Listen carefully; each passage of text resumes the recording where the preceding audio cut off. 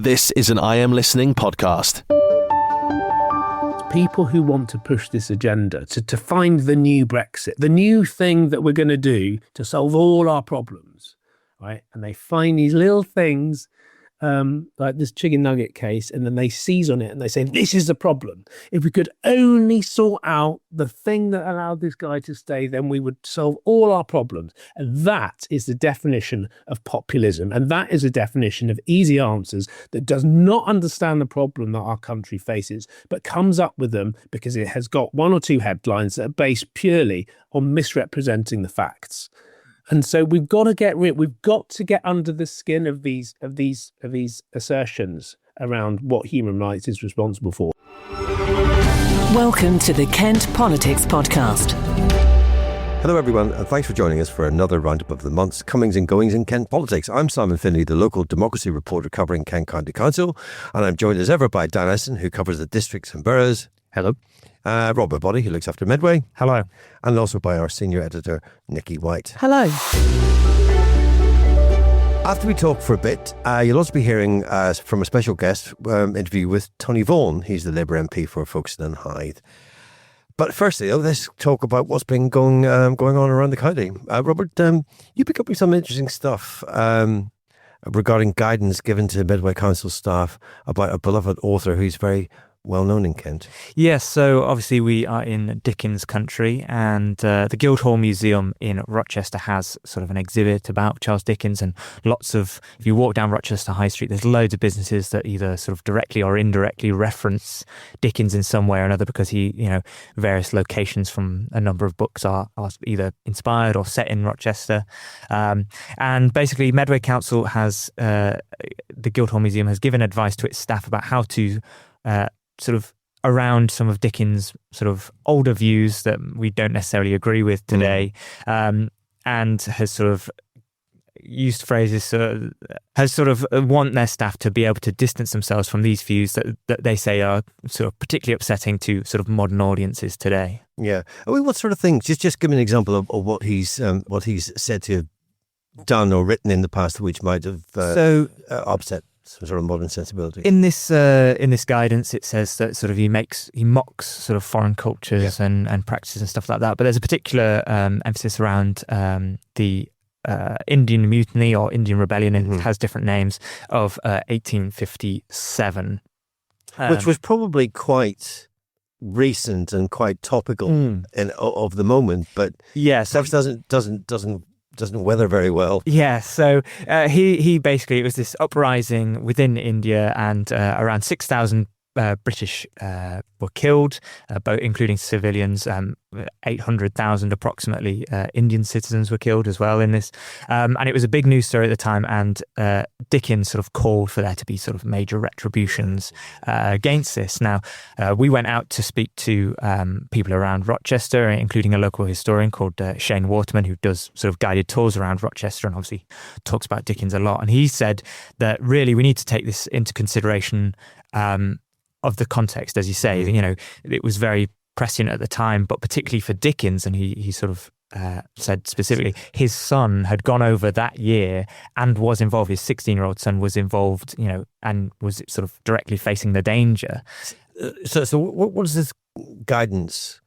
How are the Medway staff being advised to handle this? Well, it's basically just sort of making clear that you should be ready to address if somebody brings this up. This is entirely internal guidance. It's not on the displays, or it's not. No. They've not changed anything like that. It's just basically telling people that there are these views, and you need to sort of be able to address them and speak about them if necessary, and say, look, this is who he was. These are some of the things he said and some of the things he believed.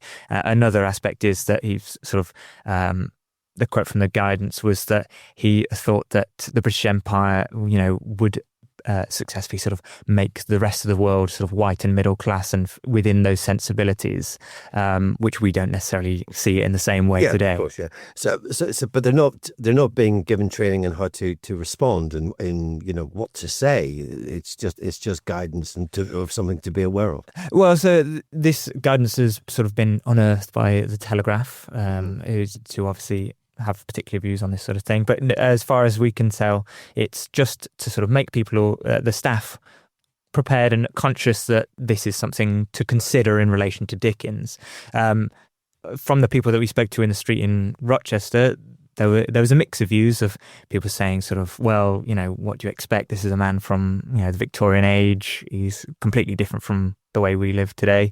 There's things that from 50 years ago, let alone 150 years ago, that we wouldn't say today and that sort of thing. So we shouldn't judge him too harshly because he was a man of his time. Equally, he was quite progressive for his time. But other people are saying, well, you've got to see our figures, warts and all, and recognise that, they weren't perfect people. Are there any statues of Dickens in Kent? Let's hope not. Oh, I'm not sure in Kent. There's definitely, there may be somewhere, but not in Rochester. There's no. But there's, as I say, there's loads of plaques for him, and Dickens seemed to have lived everywhere. I mean, he does, doesn't he? Everybody seems to have a claim. Strangely enough, this isn't the first time Dickens's alleged views have been the subject of political controversy. In 2021, there was a now. I can't remember if he was on the council then, but he had been at one point a Labour and Green member of Thanet District Council, Ian Driver, and there's a building called Dickens House in Broadstairs where Dickens had a cottage at some point. I don't know how long he lived there. But during the sort of height of the Black Lives Matter movement, or at least its British incarnation, he went and using a marker pen, I had not spray paint or anything more artistic like that, using a marker pen, he defaced the outside of this Tudor cottage, saying Dickens is a racist and all this kind of thing. He then admitted responsibility for it in court, but pled not guilty, saying his actions were justified, and he was in fact convicted of criminal damage. I think he was going for jury nullification, like the people who threw that statue into the lake in Bristol. But I wanted to ask Rob, I mean, you're a great reader, man of letters, dare I say, and you're probably more familiar with Dickens than most people who live in the area, which is so famous for your association. Do you care? Do you think it really matters that museum staff need to know the ins and outs of his views of the politics of the time and respond to it? Well, I mean, it's a bit of obviously he held these views, you can't deny that, and I think it would be wrong to say that this was something he didn't do. But on the other side, it's not I wouldn't say it's a huge part of who he was as a person. There's a lot. These comments, particularly about the Indian Rebellion, Indian Mutiny, were from private letters and then sort of a public speech, I think, rather than, they weren't huge aspects of his novels, which obviously is what he's most famous for. So if it's a bit of guidance, this is internal guidance, and Medway Council said this is just to sort of assist in case this comes up. It's not, they're not trying to cancel Dickens or anything like that. Be a great headline if they were. I mean, did anybody actually know any of this stuff before the Telegraph chose to tell the world? In terms of the guidance? No, this has only come out from their reporting. Yeah. Okay. Dan, you've been covering some NHS troubles again, have you not? Yes, as I'm one to do. I haven't been to a board meeting of theirs for a long time because they're not often conducted in language I can understand. But East Kent Hospitals, it's one of the biggest hospital trusts in the country, and certainly the biggest in the county. It runs, I think, 5 or 6 hospitals in total. And listeners may recognise this from last week because it was mentioned in the kind of summary, but I thought it worth discussing in a bit more detail. Essentially, they're running this scheme, we got leaked an email, which said they're running this scheme, which is called a mutually agreed resignation scheme, which has the lovely acronym MARS. And basically what this is to cut staffing costs. They are asking staff, particularly ones in middle management positions, it would seem, to come forward and apply to the trust for their role, to explore the possibility of their role being deleted from the workforce.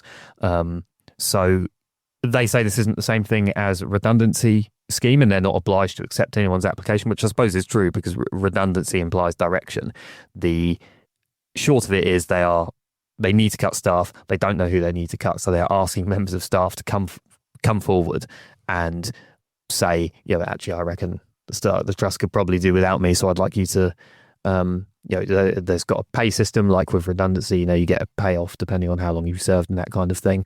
But does that, if this is effectively a voluntary redundancy scheme where people can put their names forward, but it doesn't that leave the authority sort of possibly sort of understaffed in key areas? Or, well, is that just because they put themselves forward doesn't necessarily mean to say that they're...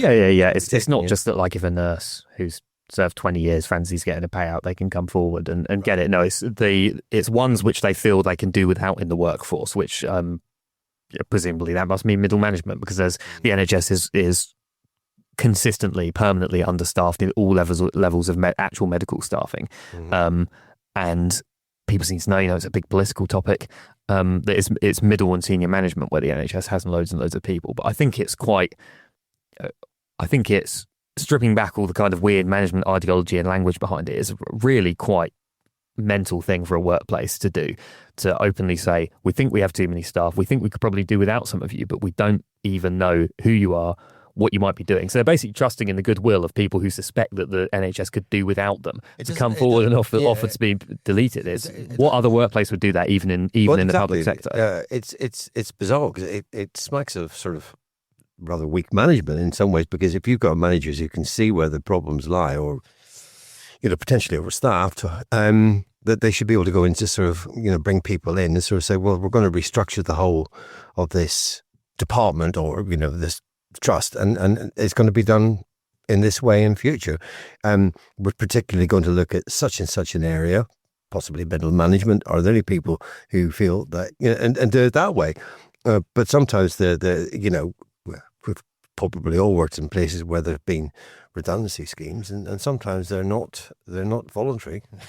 No, and they're not a pleasant thing to go through. I mean, this could, I'm guessing as well, have a bit of a reverse effect in that if somebody feels that they've done their stint with the NHS and I'll put myself forward, and then they get told, no thanks, we think your job needs to be kept, so you're going to stick on. You might feel a bit disgruntled by that, and it's at a time when we really need to be geeing up the NHS and making sure that people feel good about themselves. It might have a bit of an opposite effect. But I don't imagine it would do well for staff morale if you're in one of these posts and you think, maybe because they've billed it as if you're looking for early retirement or a career change, you might want to explore it. If you're in some kind of managing some team which is being removed in one of these endless permanent NHS restructures or something, you might say, maybe I could go, retire 5 years early, get a payout or something, and then you ask for it, and they're like, oh no, actually your job is actually just useful enough for us not to pay you off. It would really mess with the workplace atmosphere. And I mean, I'm informed that since my story on this went out, that they an email was sent to staff at East Kent Hospital saying, you may have seen reporting in the media, don't worry, we don't think any of you are superfluous. And after, this might be a bit too inside the sausage factory, but I think it's worth pointing out because it's ultimately very political. After the story went out, the NHS sent me a new comment attributed, rather than some faceless spokesperson, the acting chief executive, asking me to change the comment and add in a line saying we don't think anyone is superfluous to the provision of services, which is obviously blatantly untrue, otherwise they wouldn't be running this scheme. It's such a weird case of political inertia, because there's the NHS is obviously so middle and top heavy that there's nobody who quite has the political authority or direction to say, okay, we need to get rid of people. These are the kind of people we're getting rid of. And nobody can even openly say it because these kind of people are everywhere. It's all that they're terrified of offending anybody. Yeah, of course. And they don't want to come forward and say, people with this kind of job, you're the ones we think we could do without. They're just hoping people will come to their own free will. It's very bizarre. I think you've said that it's happened in other trusts in Kent. Do you know what sort of effect it's had there? No, so we actually covered back at the late last year in December that Dartford and Gravesham NHS Trust and Medway Maritime NHS Trust were also running schemes of this nature.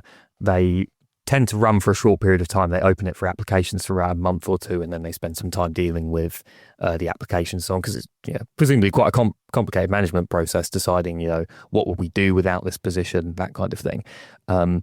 It's been suggested to me by campaigners and people who've served on the boards of hospital trusts that this is actually happening almost everywhere. But Maidstone and Tunbridge Wells NHS Trust back in December refused to tell us whether they were running one, and this time they saw fit to just ignore me when I asked. So I think it's probably safe to assume they are. Nikki, trouble on beach, yeah? Yeah, trouble on the beach. The sun is shining at last, and what do we want to do? We want to head to the beach. But yet again, I say yet again, if you found yourself in Broadstairs last weekend, it wasn't the peaceful, fun family day out you might have had planned, because a couple of TikTokers organised what they described as Broadstairs' biggest beach link-up. Now, it sounds fun when you first hear that, but there were huge crowds of youngsters who headed to Viking Bay, and to be fair, most of them were probably just out for a good time. but big numbers can be intimidating, and things did take a turn for the worse. And some businesses ended up having to close early on Bank Holiday Monday after there were problems with shoplifting and antisocial behaviour. Now, the same thing happened last summer, and there will be an increasing number of people like me who now won't go anywhere near a seaside on a hot sunny day. It's just not worth it. You're either stuck in a traffic jam on the M2, or you're packed on a hot sweaty train, or worse, you end up with the sort of scenes that Viking Bay witnessed on Monday. Now, East Kent MP Polly Billington, she is looking further ahead. She says more action is needed ahead of the summer holidays to make sure anyone visiting the area does so responsibly and respectfully. So she's told us we need to ensure that all possible measures are in place so Thanet can deal with the strains of the summer season, from waste disposal to crime and antisocial behaviour. And I think that's what we need to think about as well. It's not just the impact of a huge number causing trouble on a beach, it's the things that are left behind afterwards. Now, youngsters heading to a beach in huge numbers and causing chaos is nothing new. Anyone who's seen Quadrophenia will recognise that. But it does seem like it's happening more often and in places that you might not expect it. So you've got city beaches such as Brighton, and more recently Southend, that had problems a few days ago where there was a huge gathering of people there. You might expect these kind of things in the bigger resorts, but Broadstairs, I mean, to me, it's always felt a bit more relaxed, a bit more laid back, rather than some sort of party capital for teenagers. Now, one of the people who was behind the get-together, he's a 19-year-old scaffolder. He says he was just simply enjoying a day out at the beach with his friends, and it all blew up. The trouble had absolutely nothing to do with him. Now, that may be so, and he may be genuinely surprised, but he has 18,000 followers on social media, and he essentially invited all of them to go to the beach. And, you know, what did he think was going to happen? And this is a problem for people in authorities such as Polly, the police, the local authorities. Social media has given everyone a public platform, and things like this can just be organised at the drop of a hat with very little notice, and it's seen by thousands of people. Now, I'm the last one to stop a party. I'll have a good time. But there's a time, a place, and you know, edit your invite list. Don't invite 18,000 people if you don't want even half of them to turn up. Now, a few years ago, I was in Whitstable for a weekend and something similar happened. Thankfully, it was on a much smaller scale. But it's scary. You know, you're sat there reading your book, enjoying the swish of the waves. And then out of nowhere, a huge crowd rocks up and just causes havoc. It's frightening. I mean, we just packed up and went home. And Polly's right. With the summer holidays coming up, it's only going to get worse if something isn't done now. And it must be a worry for every MP who has got a beach on their patch. I mean, I appreciate why maybe people might not like the idea of many of your huge numbers of people not from the area coming in basically at the behest of some TikToker or whatever they call themselves. But what actually could the police and authorities do to say, like, you can't come and do something perfectly legal. You can't come and chill on the beach for a day. Like, is the problem just one of scale? They're saying it's the huge volumes. I mean, the police, I think all police leave had been cancelled because there were other events that had been planned in Margate. I think there was a big biking meet-up as well. And, you know, bank holiday, beach, hot sunny weather, people heading to the coast. It's not that unusual.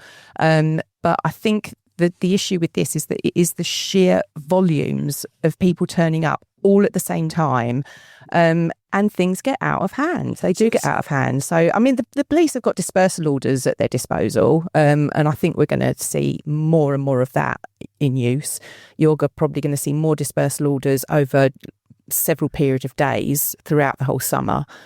If not through the whole of the summer holidays, that's going to happen. But there's going to be a lot of people looking on social media to try and track down these last minute get-togethers. So where are these people generally coming from? Is it London or everywhere? Generally, I mean, one of these TikTokers was from Medway. Off the top of my head, I can't remember where the other one was from. But yeah, I mean, I think a lot of people are coming down from London because naturally they're not near the seaside. Easy access. I mean, you know, we've got a high-speed train now that not only takes us up to London, which is convenient, but it brings people down the other way as well. And you know, that's it's a great thing for tourism, but you can't tell me that these thousands of youngsters that headed down on the train brought a lot of money into the area. And, were they buying ice creams at the local newsagents and the ice cream parlours? And were they... No, I don't think so. And it's the chaos that they leave behind.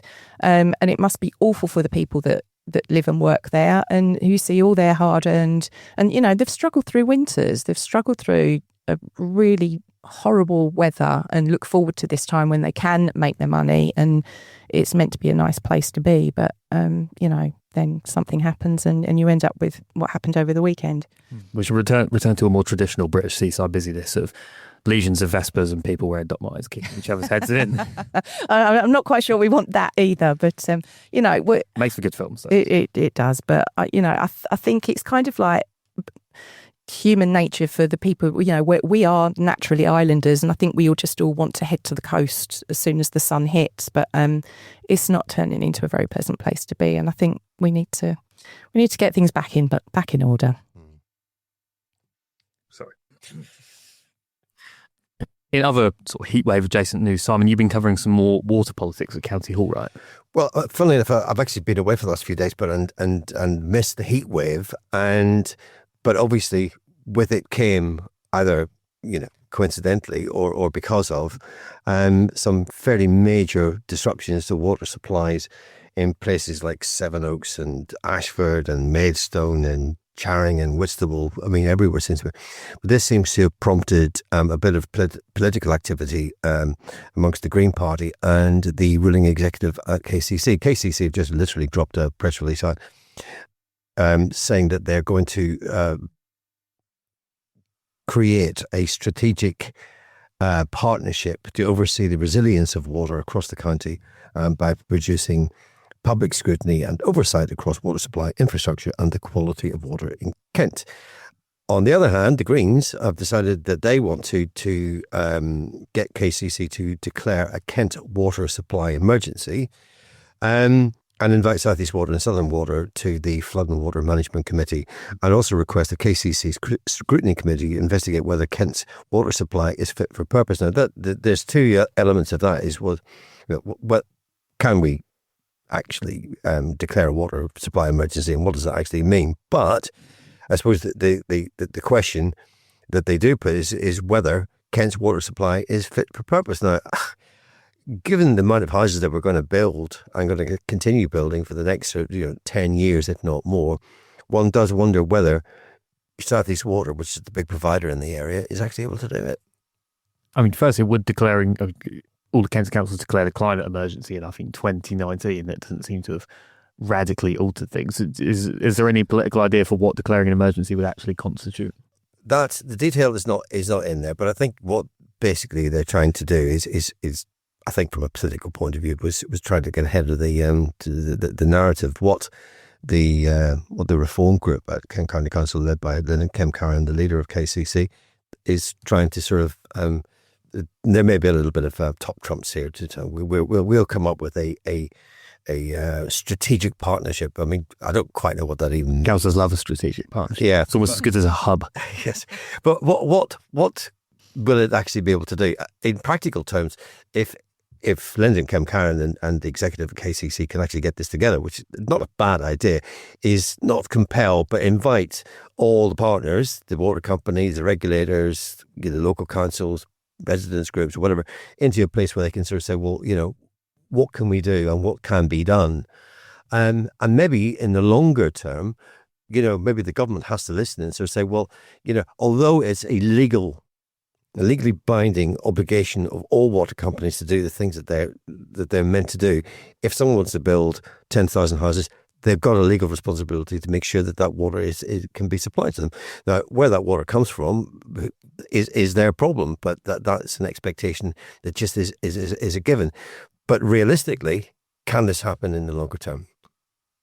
I think not. I think not as well. I mean, it just seems that there isn't a day goes by where we're not seeing something flash up on our report saying, there's a water main problem here, or this pumping station is broken down there. And the infrastructure needs huge investment. and we're going to end up paying for it. We were chatting about this earlier on, weren't we? And I do wonder if we're going to get to a stage where our drinking, we will now rely very heavily on buying our drinking water from the supermarket and just using what comes out of our taps for bathing, showering, and the everyday things such as that. And we will drink water from bottles because the supply out of the tap just simply isn't there. And then when we had that major sort of crisis, well, it was sort of 2 or 3 crises in one over sort of November, December, and then into January, when we saw that, the huge bottle stations, there were problems about getting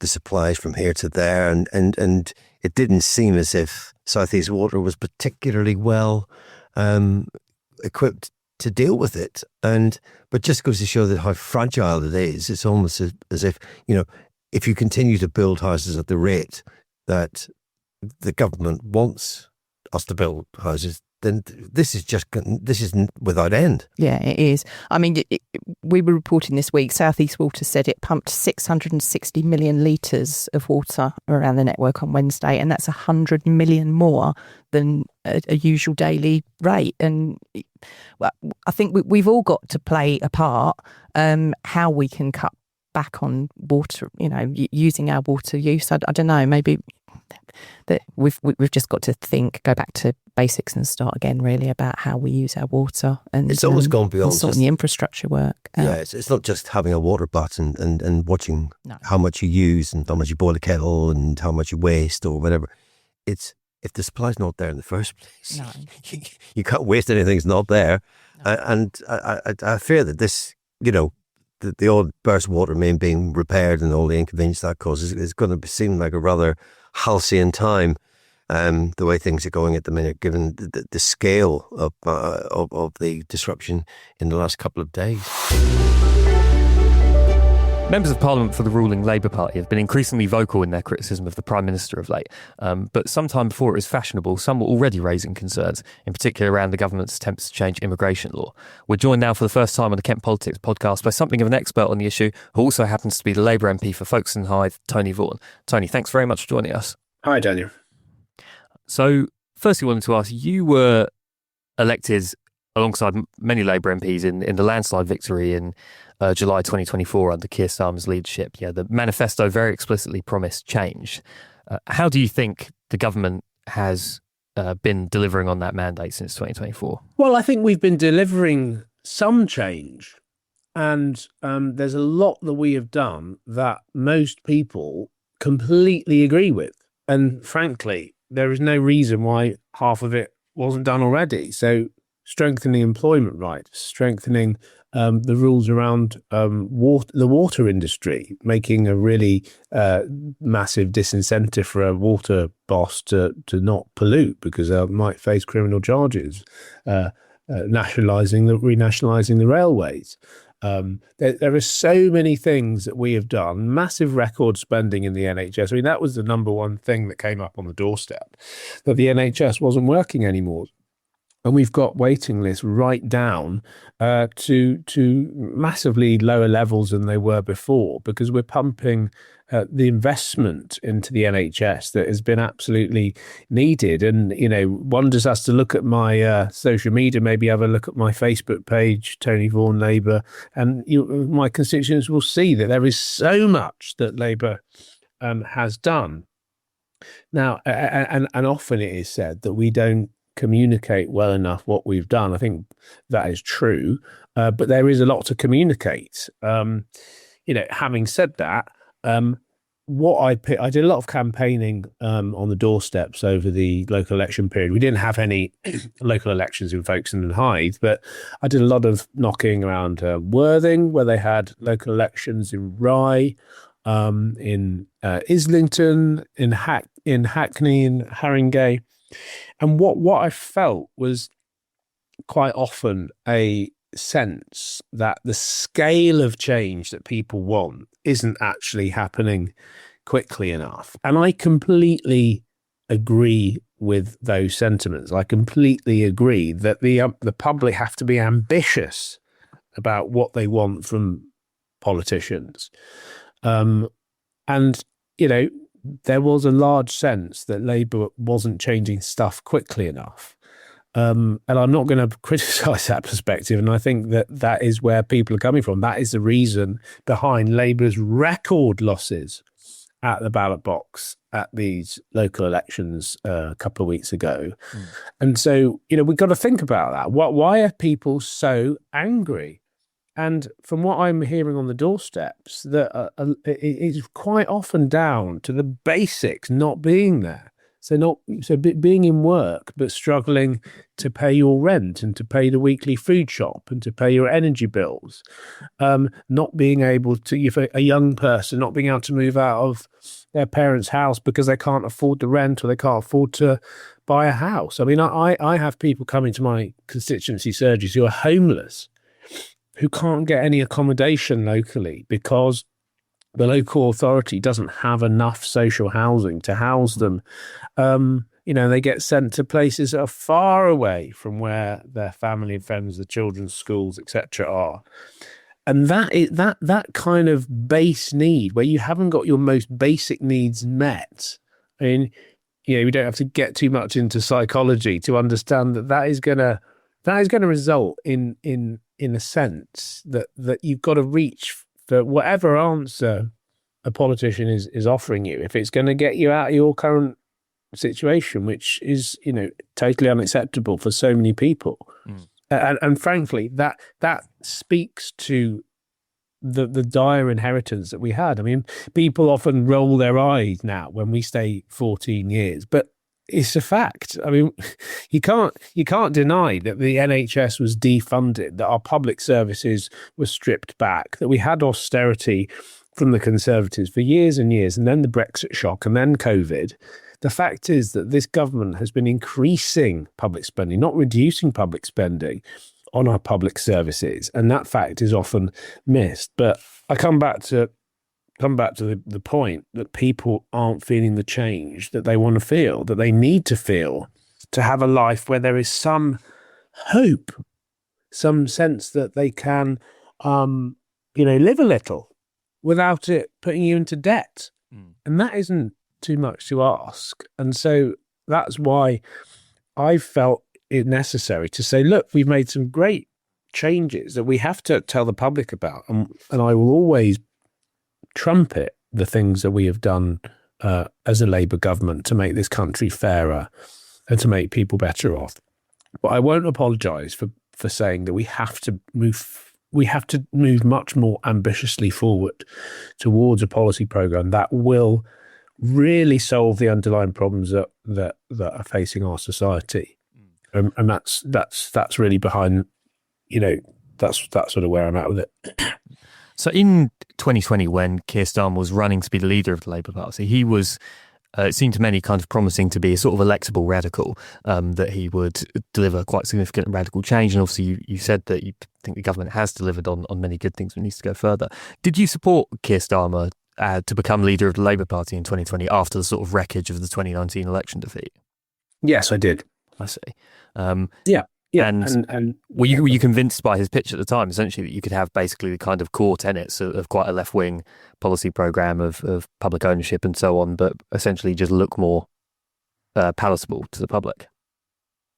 Well, I mean, that wasn't my rationale, but I mean, we were coming out of a situation where we had a leader who couldn't lead, and we had a situation where we had the party had many people in it whose values I didn't share. I mean, the whole I remember being involved in our local Labour Party and dealing with, anti-Semitism allegations, which the party as a whole was just utterly unable to deal with, and it needed fundamental reform. And so I was behind that as a principle, but I was also behind having a leader who was capable of uniting the party, because the party was highly factionalized at that point, and arguably, that has continued to a degree. But the key thing was that we could become a united party and be able to tell the public that we were capable of being government. And actually, that the historical problem that Labour has had is to convince the voters that we can be trusted on the economy. And Blair successfully did that, persuaded the public that we could be trusted on the economy, went into that 97 election, essentially promising to stick to Conservatives' spending plans to try and address that issue. And I think it was clear to me that we needed a leader who was able to think in a way that could get us into power, could think strategically. And obviously, given his whole background, that is somebody he was obviously able, to do that. But I mean, we got to the point in 2024 where the public just needed change. And what I've described from the sense on the doorsteps where people are kind of crying out and physically just struggling to make ends meet and make the basics work, has got more acute as time has gone on. And so because change hasn't come immediately, I mean, you can order something on Amazon and get it the next day.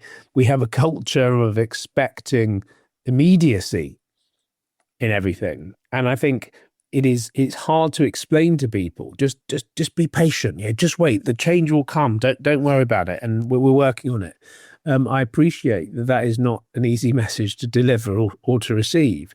But we've got to a point where we really have to step it up, because we've done some good things in these 2 years, but we've got 3 years left. And if we don't rewire the problems in our system, we're just not going to have made the most of this opportunity.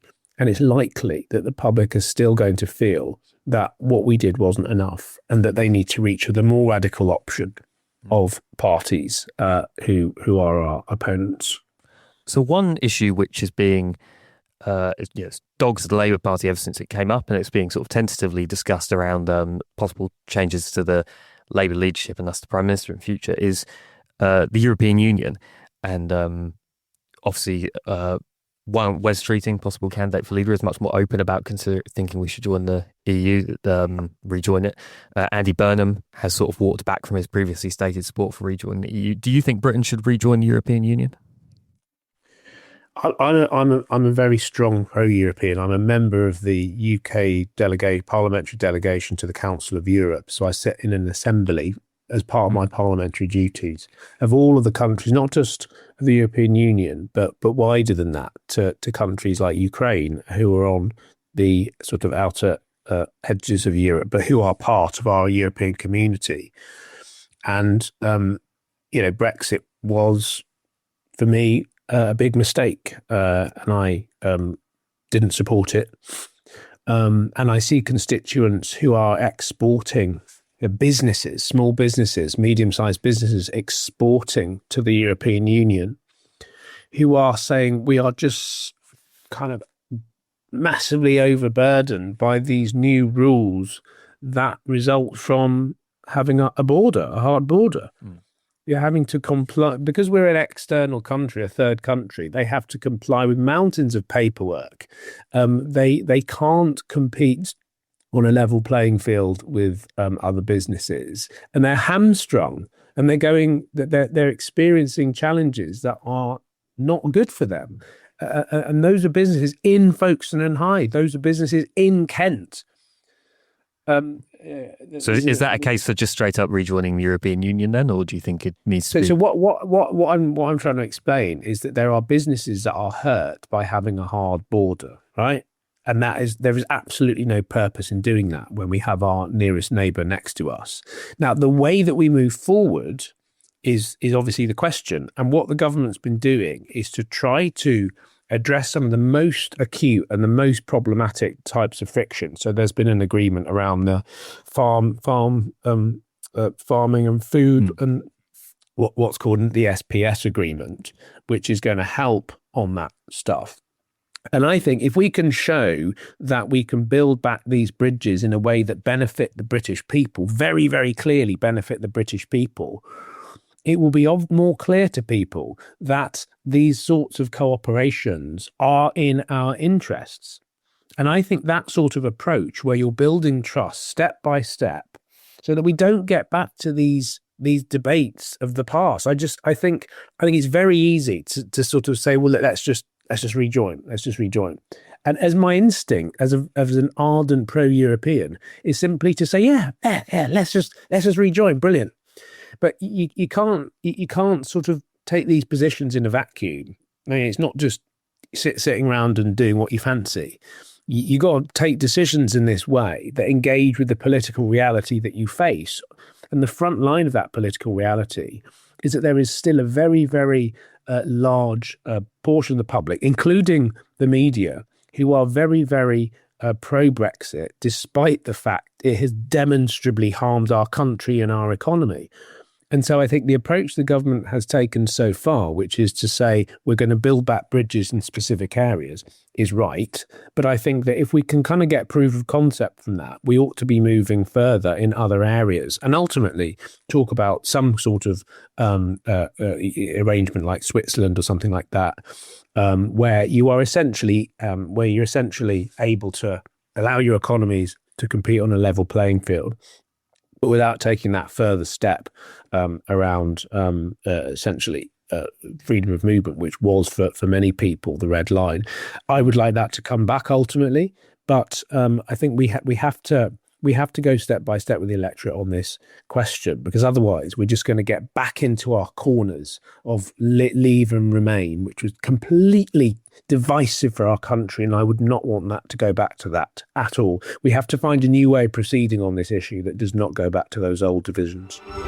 Is there a topic that you would like to be discussed on the Kent Politics podcast? Perhaps you've got a question for one of our panel, or you'd like to comment on a hot topic in local or national government. Get in touch by emailing or sending a voice note to kentpoliticspodcast@thekmgroup.co.uk. So as you mentioned there, obviously a huge part of the vote to leave the European Union and arguably of all electoral behaviour in British politics for 15 years or more is immigration. It's now the central issue propelling the popularity of Reform UK as an insurgent party of the right. But before we talk policy, obviously I said in the intro you're pretty well acquainted with this field. Could you give us just a brief sense of your kind of professional background in relation to immigration?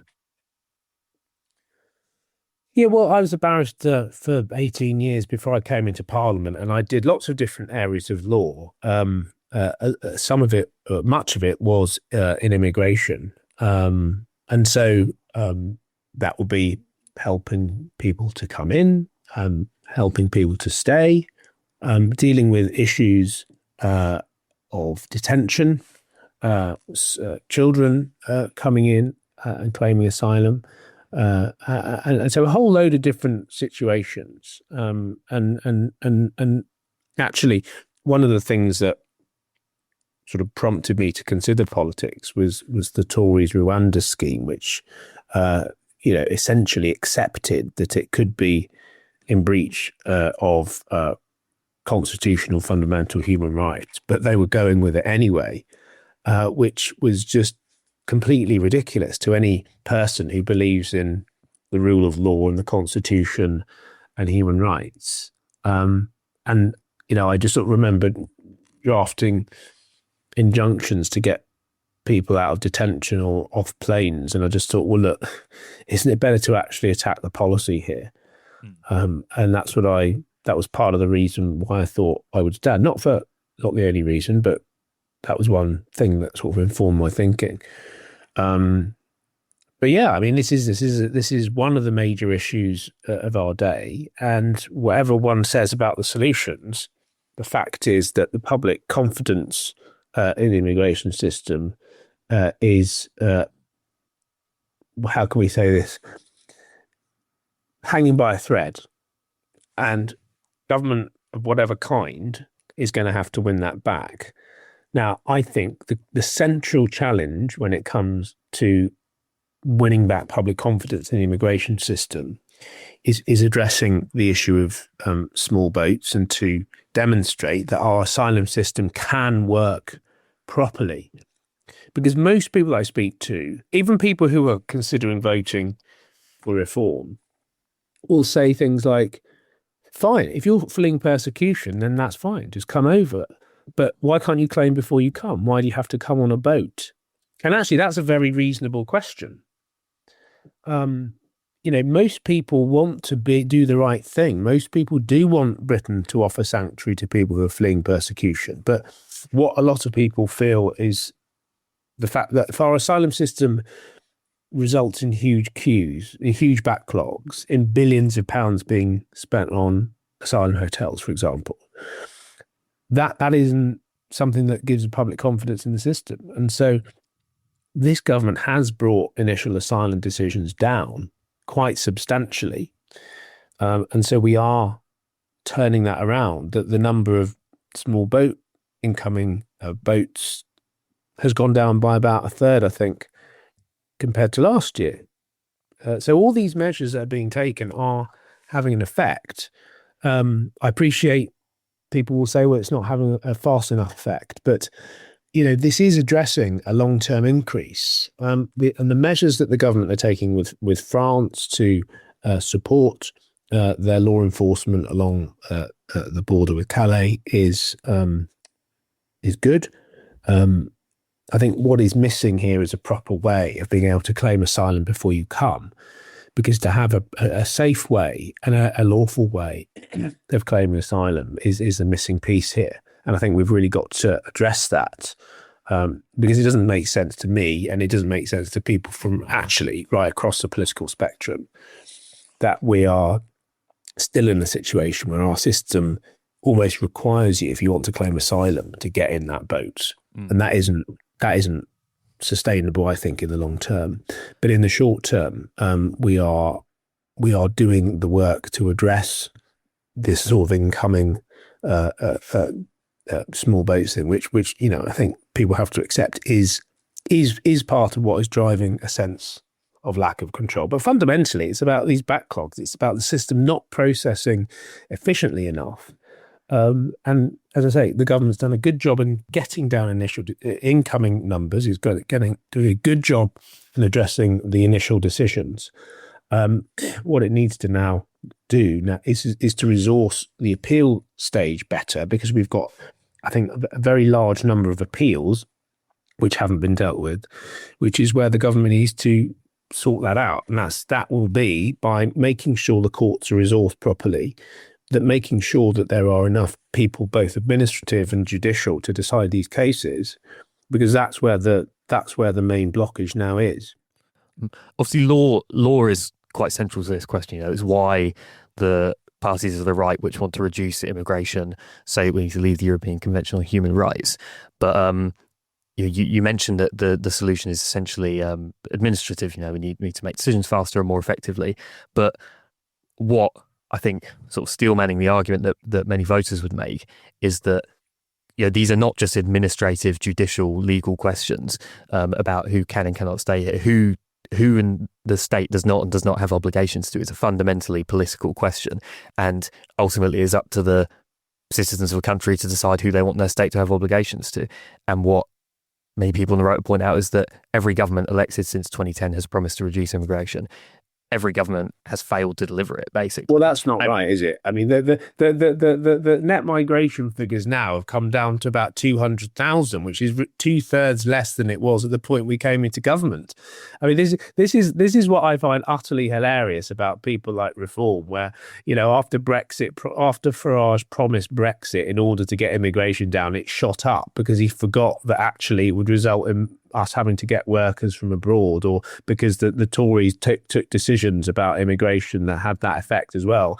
And so, and now he's promising to withdraw from the convention because that would solve all our problems. It's utter nonsense. I mean, is it not the case? Is it not the case that the convention is the ground on which a huge proportion of asylum, anti-deportation, that kind of thing, those cases are fought and won? And many people say, stuff like foreign criminals, people being convicted of crimes being allowed to stay in the country, people overstaying perfectly legal visas and then claiming asylum, people lying about their sexuality or political activity to say that they're oppressing their country. If the law allows those things, many people would say surely the law should be changed. Okay, look, let's just go back to basics here. So the people who are peddling this idea that we need to withdraw from the convention because it would solve all our problems are peddling exactly the same falsehood that they peddled with Brexit. It's complete and utter nonsense. Now, net migration under the Labour government has come down from around 900,000 to 200,000. Right? So that is a fact. So the point in your introduction that immigration has simply gone up government by government is absolutely incorrect. That the net migration figures out today confirm that net migration has gone down to around 200,000, which is the levels that we saw before Brexit, and the numbers of people leaving the country has increased. And so it's not necessarily a place that people want to come anymore. And then that raises issues about, well, who's going to look after our elderly in care homes? Who are going to do the jobs which we're finding it difficult to staff? Who's going to work in our supermarkets? All this sort of stuff. Who's going to build the houses that we need for our young people and for our families and for our communities? These questions are not answered by the people who are coming up with these sort of points about the convention. And that is because they know full well that the European Convention is not the reason behind any problems that are perceived with the immigration system.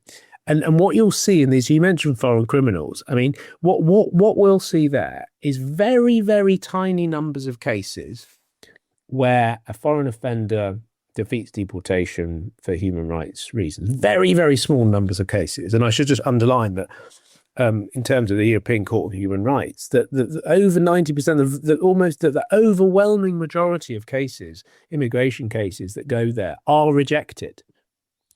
So I think even the ministers seem to accept this when you press them about this, and so it's not, the European Convention is not the problem here.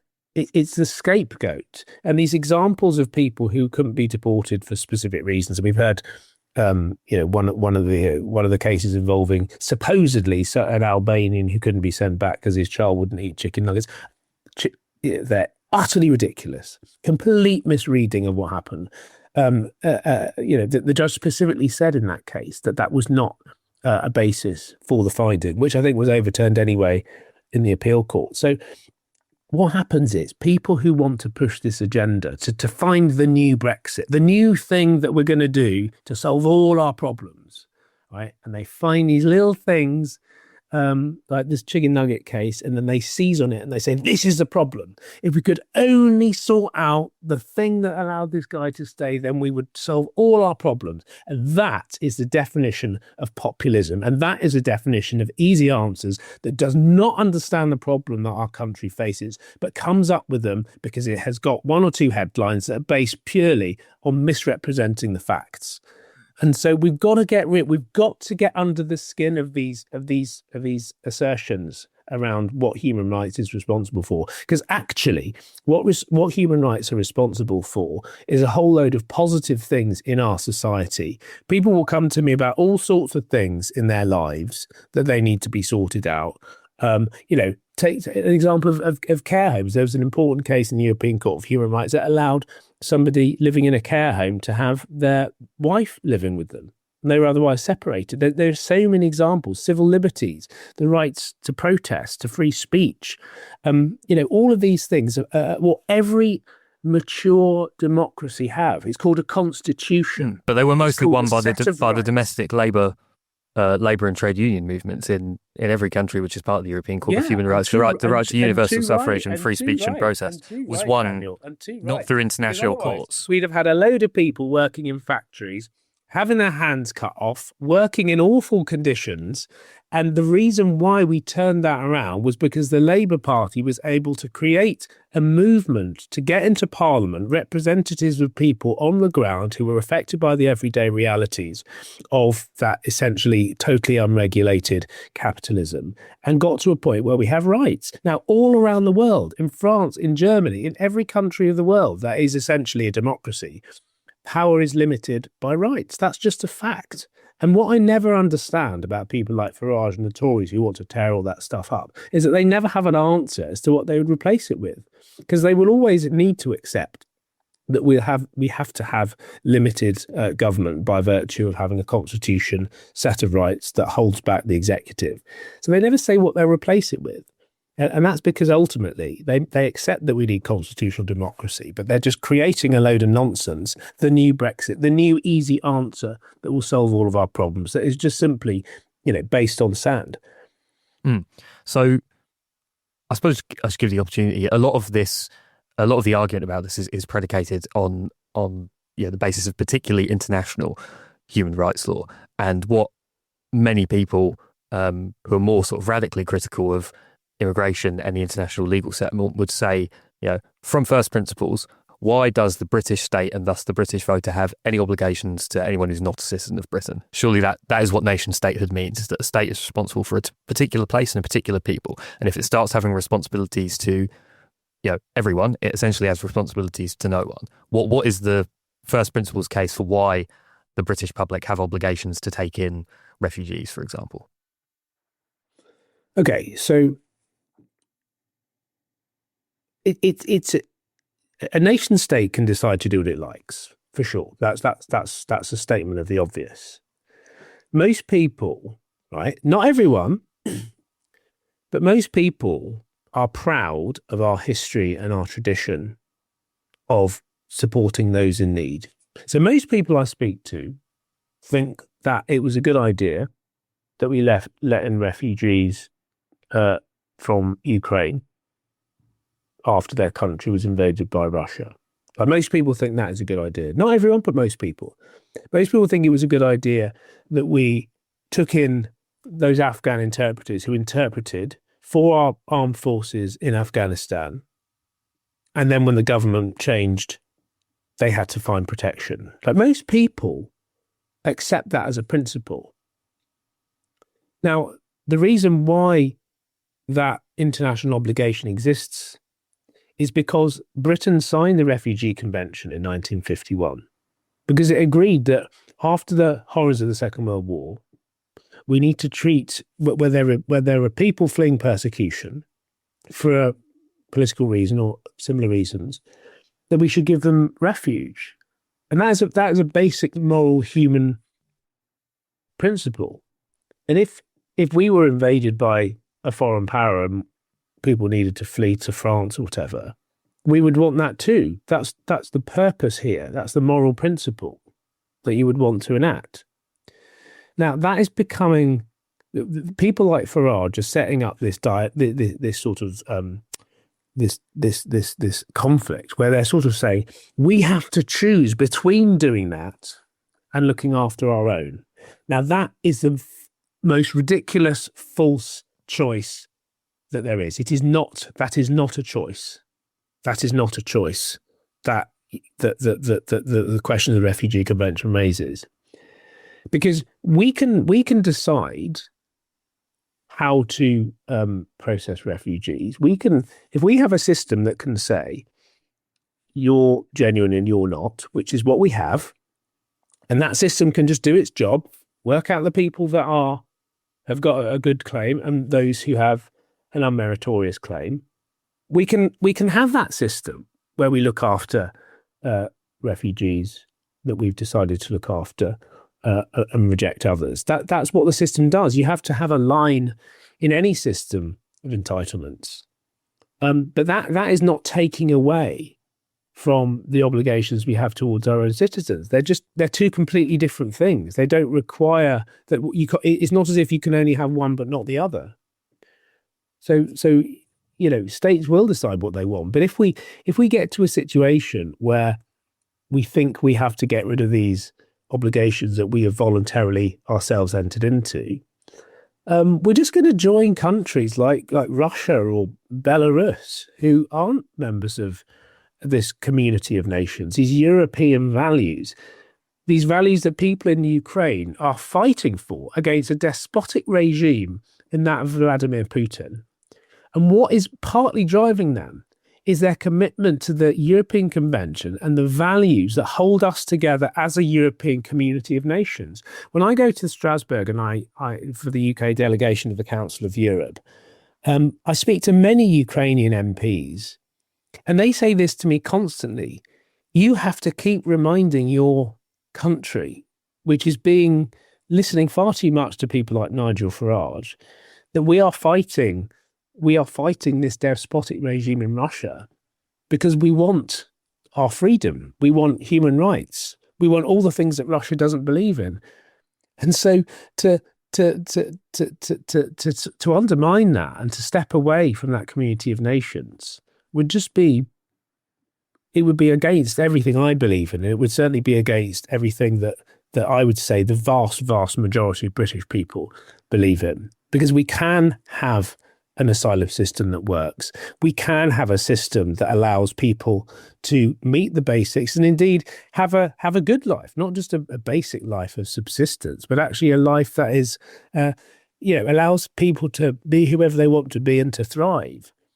And we do that by funding our public services properly, by properly regulating and having, where necessary, public ownership of things like water, which are not working for my constituents at the moment, by making sure that our NHS works and you can get a doctor appointment when you need it or don't have to wait years for an operation.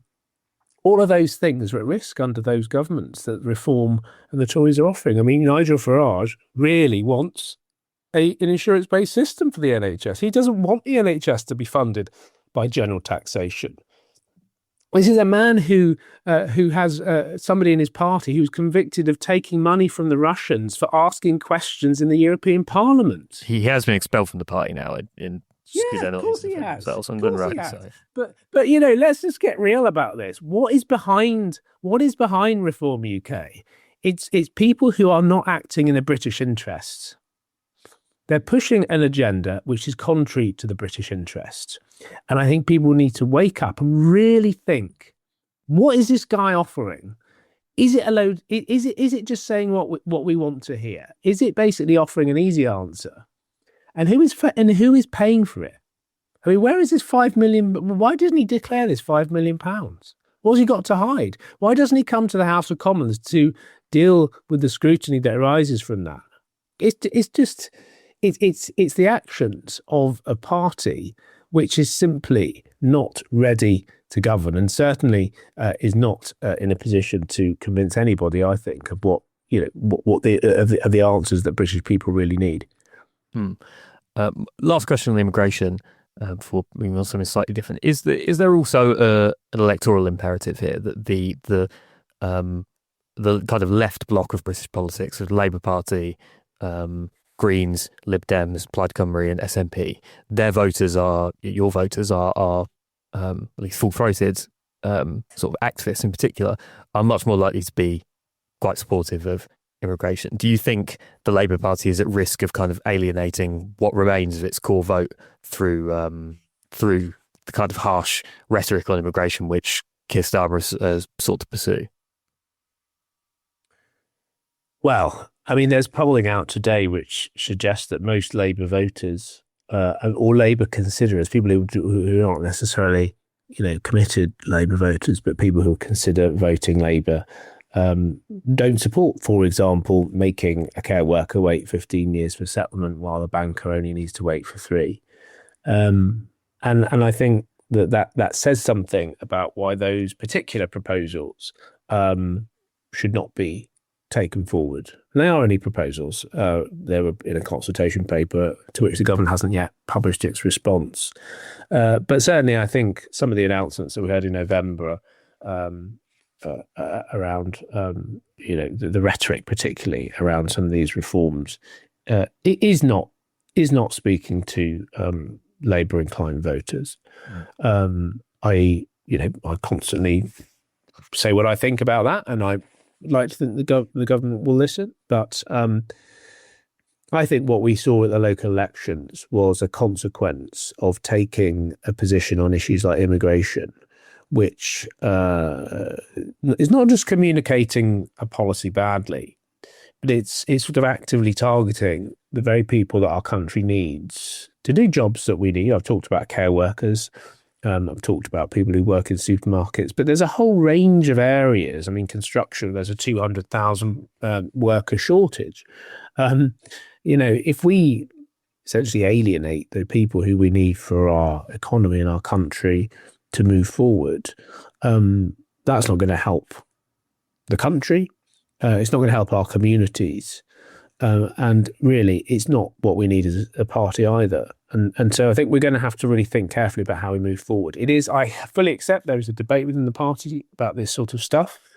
And I'll continue to raise my voice. But I think ultimately, in whatever seat we're talking about, we're not just see sort of in a London places, but areas.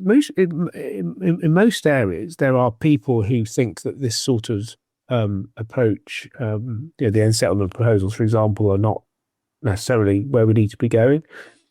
And with the current electoral system, if we lose a little bit, there are small margins between the different parties in each of the areas. If there is if we don't get this right, I think we're going to continue to go downhill electorally.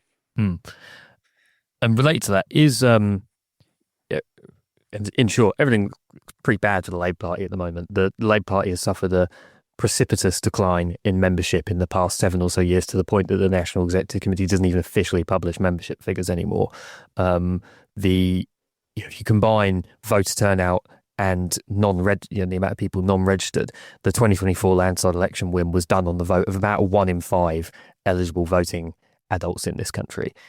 Is there a case that the Labour Party is pretty much down and out and just held in stasis by the electoral system?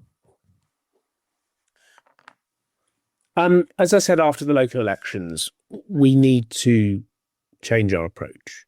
We need to be much more ambitious. We need to be much more radical. We need to rise to the challenge posed by the voters, which is to change people's everyday experience for the better. All the other talks about rent, jobs, futures, everything. And we've got to do that. And that is the challenge. And if we don't, we may well be into the wilderness. And so we have to respond. I don't think that the King's speech that we had the other week contains everything that we should be aspiring to. I think we need to go further. I think we need to talk about things like public ownership models in the water industry. For example, I've got 2 beaches in my constituency that have no swim advisory warnings. That is a signal that the current system for water regulation and for running the water industry is not working. And so that is one way. If we talk about public ownership, public involvement in ownership, it could be a way that we address that. But it's those sorts of measures that essentially are slightly more radical than where we are at the moment, to try and achieve more radical change more quickly, is what we need to do. And that's the challenge. And I think we've just got to get onto it and rise to it. Tony Vaughan, thank you very much for your time. Thank you, Darren. Right, that was an interesting discussion you had, Dan, with Tony Vaughan. I used to work down in that area, and it was, for many, many years, a seat held by Michael Howard. And he was then succeeded by a guy called Damien Collins. Now, correct me if I'm wrong, but I think Damien's majority at the 2019 election, the great Brexit general election, was somewhere around, 20,000. It was very considerable, yeah. Yeah, and that's been completely overturned. Tony Vaughan has taken that. He's a Labour politician, and that was never thought of being even slightly possible. Do you think he's going to be a one-term wonder? I think probably, yeah. I'm sorry to say, it was really interesting to speak to him. I've been trying to speak to him to get him on for a while. And yeah, he's a very vocal critic of the government. Interestingly, he told me he supported Keir Starmer becoming leader of the Labour Party in 2021. He was originally sort of that wing of the party. His background as an immigration lawyer, that's his area of expertise, and obviously we discussed that quite a lot. And I think he essentially, I respect the fact he must really, really believe what he says, because I don't think it's particularly politically popular. I tried to ask him for a sort of political case for why it is Britain has all these kinds of has obligations to refugees and asylum seekers, high immigration, all that kind of thing. And I didn't perhaps unsurprisingly for a lawyer, I found his answers to be a bit legalistic. And frankly, Folkestone and Hythe voted for Brexit. It voted for Conservatives very consistently. Reform got quite a good showing. His majority is only 3,700 as of 2024. If the trend we currently see of immigration being the kind of driving issue of all voting behaviour and Reform being the party which capitalised on that continues, I would think it would be quite a push for him to keep a seat, especially given that he, with his very publicly and clearly stated views on immigration, it's all pretty good grist for the mill for an anti-immigration party to capitalise on in that seat. Yeah, well, Reform are predicted to win it. Yeah, that doesn't surprise me at all. And demographically, the seat is very, very similar to Dover. Maybe a little bit more gentrified now than it used to be. But so I'm sure he really, really believe what he says, because I don't think it would stand in a great political stead. Ditto with relation to the European Union. When I asked him about that earlier, his answer sort of seemed to me to be that we should actually rejoining the European Union would be politically poisonous, but we should do everything we can to kind of simulate membership, which the technicalities of dynamic alignment or whatever may not be a big vote winner, but if people can spin it as pro-EU MP, pro-immigration MP versus anti-immigration, anti-EU challenger, I think most people in Folkestone would probably vote for the challenger.